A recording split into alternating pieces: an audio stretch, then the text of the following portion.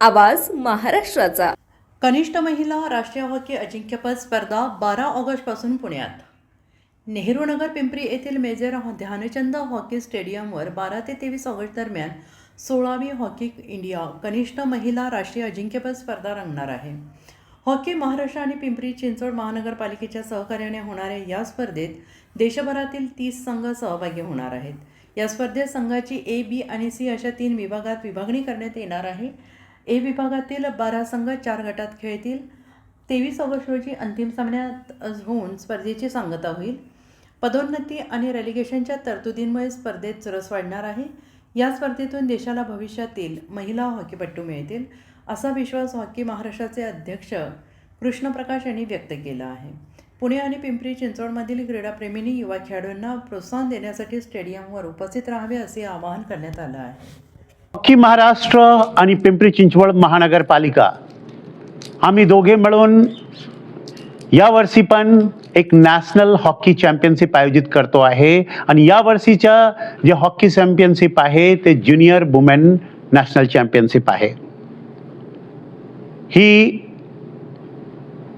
एक अशा प्रकारची प्रतिस्पर्धा किंवा प्रतियोगिता आहे ज्याच्यामुळे जे ज्युनियर नॅशनल टीम बनेल चयन इकडून होईल. जे आहे मुख्य संरक्षक जे आहे ते मान्य केंद्रीय मंत्री श्री मुरलीधर मोहोळ आणि महाराष्ट्र ऑलिम्पिक असोसिएशनचे प्रेसिडेंट पण तेच आहेत. मान्य श्री सचिन अहिर साहब जे आमचे डिप्टी स्पीकर्स आहेत ते आहेत आणि नीरज कंसल साहब जे चीफ कमिशनर GST पुणे हे आहेत. आम्ही स्वतः कार्यवाहक अध्यक्ष म्हणून तिकडे कार्य करणार आणि चेअरमॅन मतलब अध्यक्ष म्हणून श्री रवि लांडके साहब या कार्यक्रमाला चालना देत आहेत. एवढेच नव्हे तर श्री विजय सूर्यवंशी साहब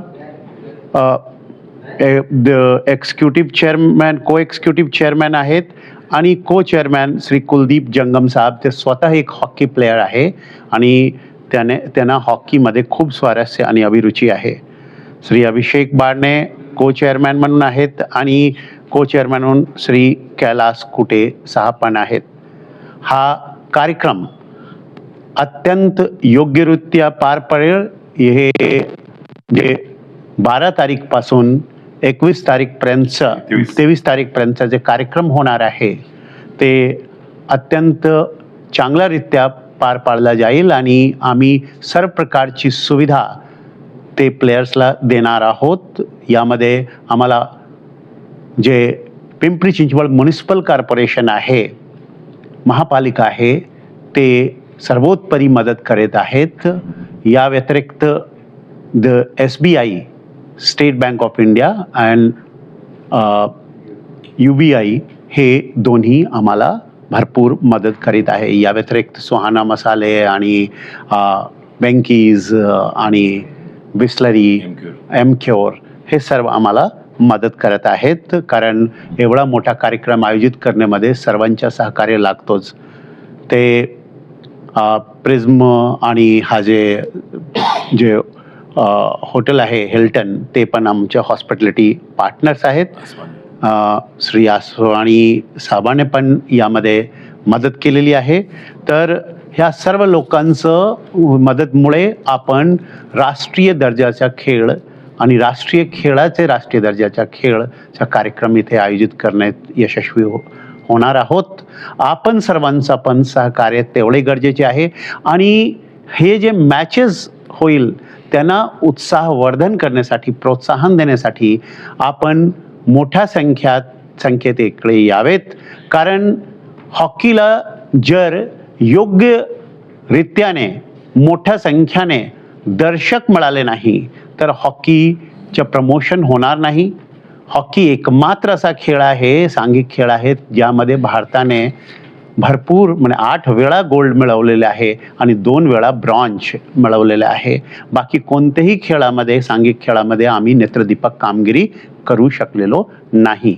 हा आमचा राष्ट्रीय खेळ आहे आणि जे मेजर ध्यानचंद आहे ज्यांच्या नावाने हॉकी स्टेडियम आहे त्यांच्या जन्मदिवस क्रीडा दिवस म्हणून संपूर्ण राष्ट्रात आयोजित केले जातो.